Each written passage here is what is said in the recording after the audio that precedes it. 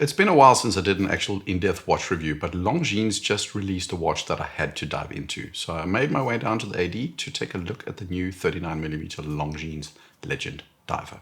Is it any good? It's very good. Had I not recently bought my Tudor Linky, I might have walked out of the AD with the Legend diver on my wrist.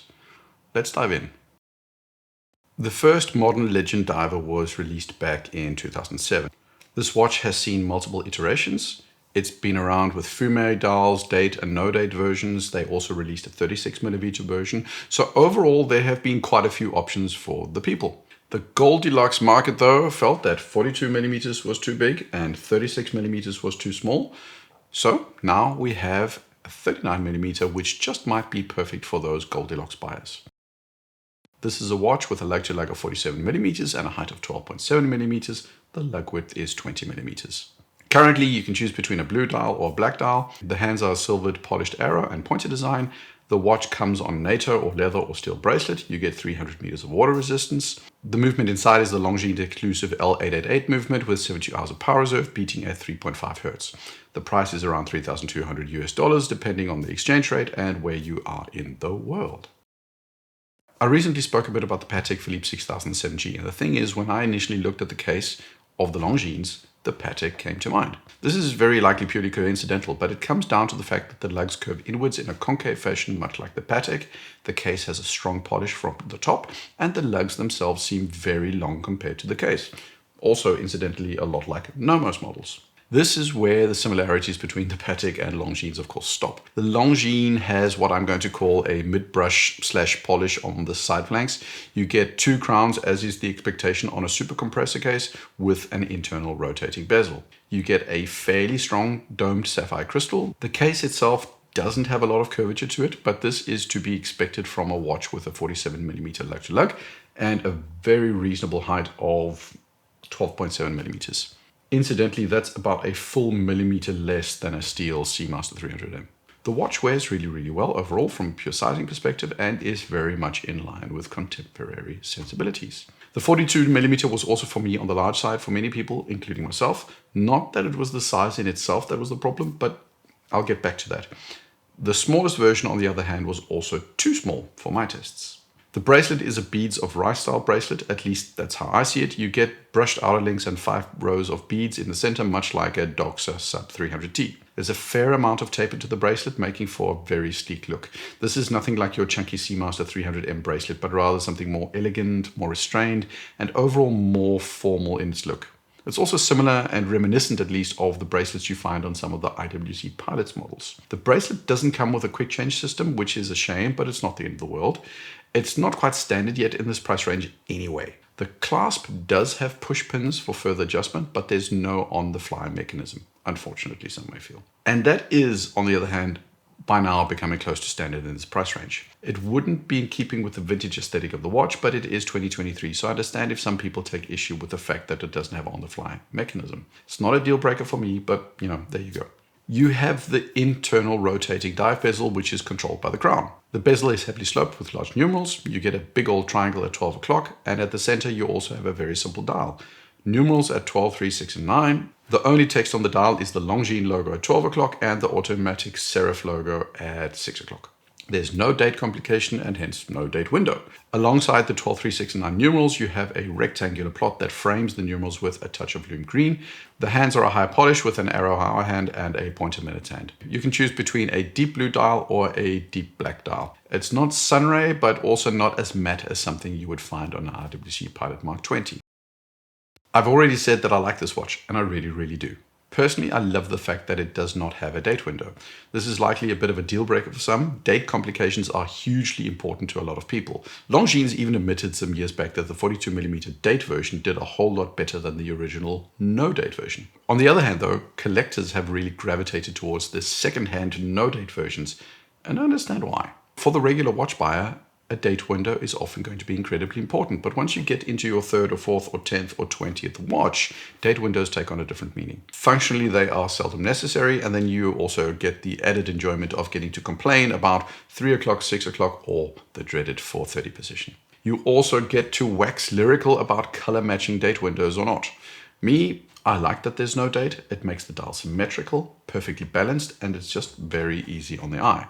I also quite enjoy the simplicity of the colorways. The more recent versions of the Legend divers have had different fume dials, and I do not like fume dials in general. Very seldom do I find them attractive. I don't like them on the Royal Oak Offshores, the 1159, and I did not appreciate them on the Legend diver. That, of course, is a personal opinion, so if you like, and you don't have to care what I think. That said, for me, these very simple but potentially slightly bland colorways are very, very appealing. It gives me some of the vibe that you get from those Bauhaus-type watches you get from brands like Nomos or Junghans. This is a very calm, balanced, and uncluttered dial, and if you like that very simple, clean, basic aesthetic, then this watch is going to be very much for you. I also really enjoy the bracelet. We live in a world where the Oyster bracelet dominates in terms of recognition. Tapered 3-link bracelets are popular for a reason, but they do force designers to consider if they make something that will remind you of that Rolex bracelet. This beads of rice bracelet suits the watch perfectly. It fits excellently with the case, and the high polish of the beads of rice make for an incredibly elegant overall look and feel of the watch. Now, what don't I like? Not much. Not much at all, but there are some things that are worth considering when going down this path. First, the watch is all dial. At 42mm, this was always a bit of a problem for me. The dial was huge. When you move that bezel internally, it makes the overall dial experience huge. When you have a bezel on the outside, it frames the dial and creates a different type of balance. Once it goes inside, those dials can be quite dominant. In some ways, it ends up having more in common with a 42mm Nomos Club or a 43mm IWC Big Pilot. This was less so the case on the 42mm versions that had the fume dials. The fume dials made the watches seem more compact and reduced the appearance of, negative space. At 39mm, this has been partially alleviated, but it is something you need to consider, especially since unlike watches like the Tag Heuer Skipper and the Glassbox, there's not a lot going on the dial. The Skipper and Glassbox have subdials that fill out the dial. That's not a bad thing necessarily, but there's not a lot of visual interest going on.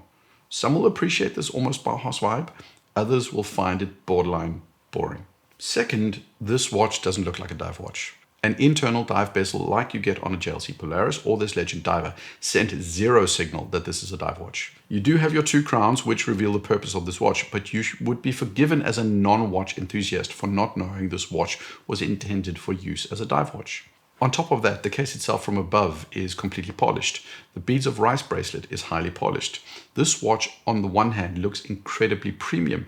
It's expensive even, but it also does not look a lot like a tool watch, at least not to me. It can function as a tool watch, but the dome, the internal bezel, the luxury bracelet make this watch look like a dress watch. Less so on a NATO, but in the steel bracelet configuration, this watch has more in common with a Datejust with a domed bezel or a Nomos Club than it does with a Submariner. What are your other options? It depends on what you're looking for. If you're looking for a super compressor case, there aren't a million options out there. There are, of course, some, but it's nowhere near as common as a regular diver. The most clear visual competitor would be something like the JLC Polaris. It's nowhere near a competitor in terms of price at well over 4 times the price. This is where someone in the comments says you can't compare two watches that have multiples of thousands of dollars difference in price. Well, I just did compare them, so I clearly can, and I stand by the comparison. There are several versions of the Polaris out there. It's an infinitely better watch in terms of finishing, of movement, dial design, and quality. But if I were to choose, I prefer the proportions of the Longines and also the bracelet. I've never been a big fan of the H-links on the Polaris, and it's just too big for me as a watch overall. At the cheaper end, you have models from Benris, Alpina, and Ball, but I don't quite feel they in terms of finish quite can compete with the Longines. If you're just looking for a dive watch, well, in the $3,000 to $4,000 range, you're not short of options. There's the Tudor Black Bay 54, there's the Hydro Conquest from Longines, and Oris has the Diver 65. The 54 and the 65 are both, like the Legend Diver, watches that are inspired by heritage pieces from those brands. But they look nothing like the Legend Diver. They are relatively traditional skin divers with external bezels and only one crown. That second crown, by the way, is going to be a problem for some people as well. Finally, there's the dress watch or alternative dive watch choice. The Nomos Ahoy Atlantic instantly comes to mind. There you have a $3,000 watch with 200 meters of water resistance that in no way reveals that it's positioned as a dive-esque type watch. You don't get a dive bezel, but that wouldn't be the point in this case. The Ahoy does what the Legend Diver does as well, giving you a stealth tool watch masquerading as a dress watch. Overall, in this price range and at this level of quality, there's very little that competes with this watch. Yeah, you can upgrade or downgrade in price and specs from Benrus to JLC. You can find similarly priced regular divers, and you can find semi-dressy dive-like watches out there. But a dressy super compressor at $3,000-ish, there are not a lot of options out there. There are so many things I love about Longines right now. They are an absolute value monster at the moment. Tudor definitely started the trend where this lower mid-range upped the game in terms of specs, finishing, and design for a great price. Longines have been playing catch-up despite them being so much larger than Tudor and have upgraded the pure basic quality of all their watches. Their movements are reasonably good, the case finishing is of a very high level, and the dials also look premium. Plots are applied with metallic surrounds, the lume is evenly applied, and even at a closer look, the precision is really high. Tolerances are also good, so just like a Mercedes that has that distinctive door closing sound that screams high quality, so too do many components of the Longines models. The bezel action, the crown winding, the bracelet, jangle. It just feels and looks and sounds high quality. Generally, I do feel they punch well above their weight when it comes to case and dial finishing. Longines is also a touch cheaper than Tudor now, which also is a strong selling point, and the finishing, I feel, is very much comparable. The thing, though, that really gets me with Longines is the ability to not just do the safe thing. Tudor has made a name for themselves with the Black Bay, the Black Bay 58, the FXD, the Black Bay Pro, and the dressier regular Black Bays. Longines has that too, in the Spirit Zulu Time, the Hydro Conquest, and the regular Spirit, but then Longines also takes chances and serves the more quirky customer. The Magitech is a chunky tonneau-cased pilot's watch. The Ultrachron is very, very 70s in a quirky way, and then there's this Legend Diver. Is it a totally risky design? No, it's not, but it's a super compressor. It has no date.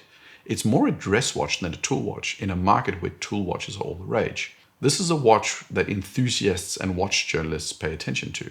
It's the kind of watch that makes us feel that Longines listens to the collectors. Is it a reasonably successful watch for Longines? Absolutely, but you can't convince me that it sells more than a Hydro Conquest or the Zulu Time watches. This watch is just that bit more niche, and from a brand the size of Longines, I really like that they cater to a niche. I appreciate that they cater to the outlier, the not quite middle of the road watch buyer. Enthusiasts will love this watch, but first-time buyers that want something a little not quite like everybody else's watch, they are also being served by Longines. I appreciate that. The Longines Legend Diver is an excellent luxury dress diver.